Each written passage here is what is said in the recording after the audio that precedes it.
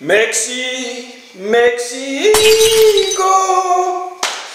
Bon, désolé les amis, j'étais obligé, car aujourd'hui on embarque pour le Mexique avec un Casa Turent.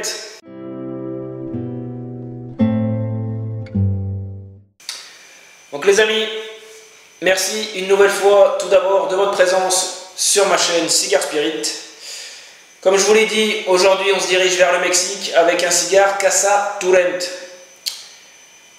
Le Mexique qui n'est pas très réputé en termes de qualité ni quantité pour ses cigares. Mais cette marque Casa Turent est quand même le plus important producteur de tabac et de cigares du Mexique.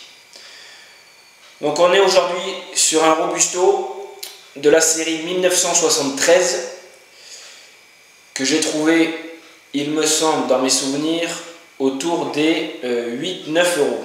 Alors je dis dans mes souvenirs, parce que ça fait un long moment qu'il est en cave. Ça doit faire 8-9 mois que je l'ai en cave.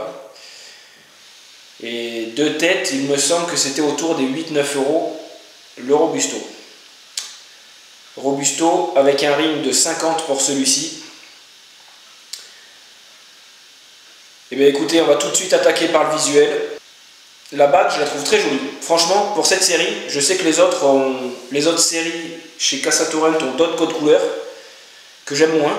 Là, sur celui-ci, je trouve la bague magnifique. Elle a beaucoup de relief.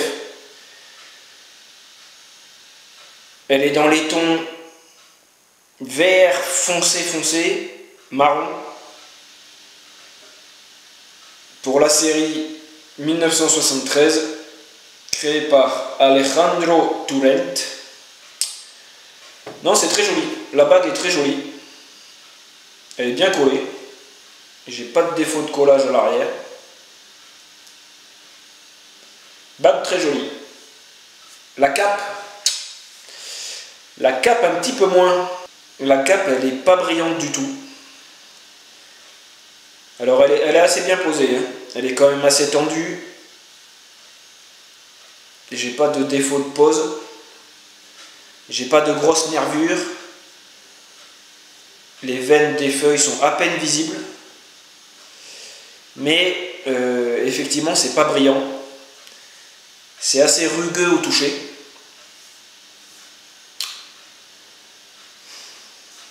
Esthétiquement, la cape, il y a plus joli quand même. Il y a plus joli.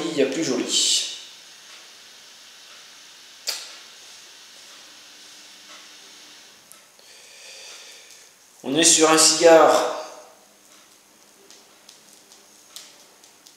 assez spongieux quand même au toucher. J'arrive quand même à presser la vitole.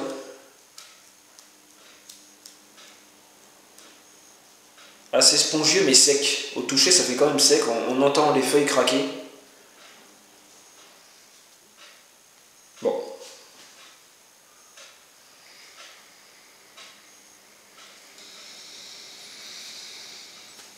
Ouh, c'est très sauvage. Côté cuir, animal.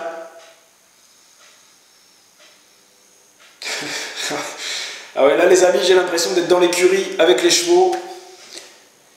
C'est très prononcé, hein. Un côté cuir vraiment prononcé. J'ai également un côté sucré, très doux. Et un côté un peu terreux en arrière-plan. C'est très déroutant d'avoir ces notes-là au nez. C'est pas l'habitude.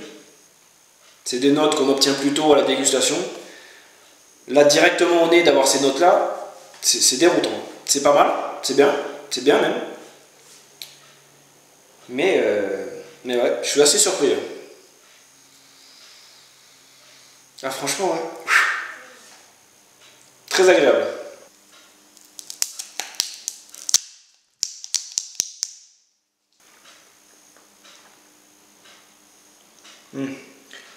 Tirage vraiment facile. Aucune résistance.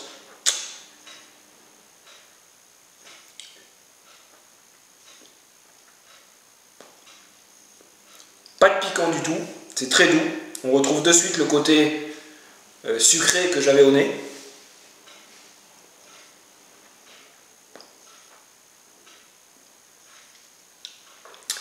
Et là je suis plus sur un côté terreux, que j'avais également un peu au nez mais en arrière-plan. Là je suis plus sur le côté terreux en premier plan. Bah écoutez, feu. Alors j'y pense maintenant, je ne vous l'ai pas dit. Sur cette série-là, on est sur une cape du Mexique, une sous-cape du Nicaragua et une trip blend Nicaragua-Mexique.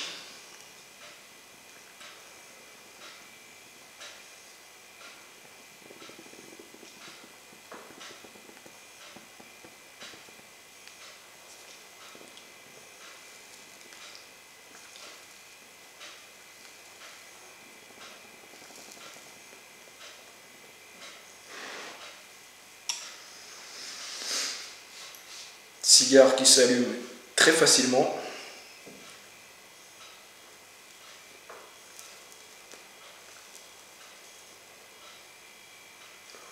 Oh là là, beaucoup de fumée. Assez lourde, elle reste autour là. Là je retrouve de suite le côté terreux très prononcé. Côté sucré également, côté crémeux.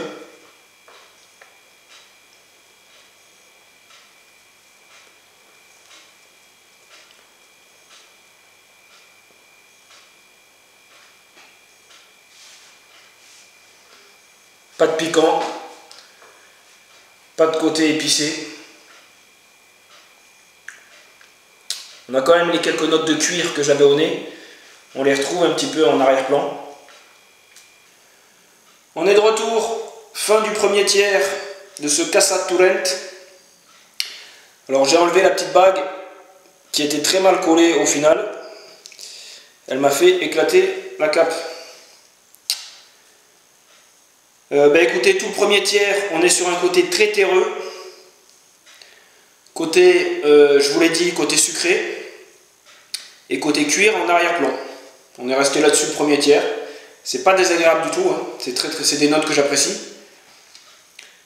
Mais pour le moment, j'ai pas eu vraiment une franche évolution.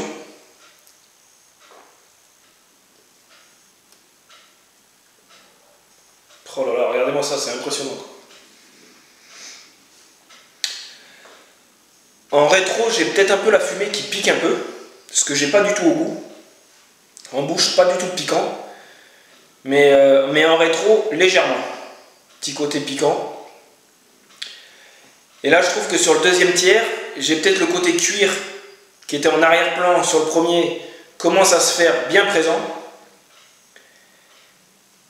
Et toujours ce côté sucré qui devient peut-être encore plus onctueux, vraiment gourmand. Cuir et sucré. Voilà les deux notes principales que j'ai à cette entame du deuxième tiers. Les amis, on est sur la fin de ce petit cigare mexicain. Écoutez, le troisième tiers, c'est simple, c'est un copier-coller du deuxième. On a le côté cuir en premier, côté sucré crémeux en deuxième, légèrement terreux derrière, pas eu d'autres évolutions. Sur la fin, un tout petit côté piquant qui commence à se faire sentir, mais léger. Voilà, donc très peu d'évolution pour ce cigare. Cigare qui se fume assez rapidement. Vous voyez, pour un bon robusto de cette taille-là, j'ai mis à peine 3 quarts d'heure. Sans tirer trop dessus. Il se fume assez rapidement, ouais. Sinon, pas de problème de combustion, tirage très facile comme je vous l'ai dit. Moi, je suis quand même déçu sur la fin. Ça a démarré avec des notes assez surprenantes, de cuir, terreuse. Même au nez, je vous l'ai dit, c'était assez surprenant. Mais là, à la dégustation, du fait qu'on ait peu d'évolution, on reste toujours sur ces notes-là. On reste un peu sur notre fin. La rapidité avec laquelle on fume. Trop d'air qui vient au palais, pas assez de résistance au tirage. Donc écoutez, c'est un petit cigare, honnêtement je lui mettrai qu'une étoile. Je pense pas que si je recroise son chemin, je pense pas que je l'achèterai à nouveau. Et ça me donne pas non plus envie de découvrir les autres gammes de cette marque.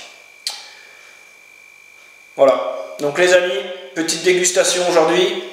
On se retrouve très vite pour d'autres vidéos. Abonnez-vous, des pouces bleus, ça fait plaisir. Ciao ciao les amis, à bientôt.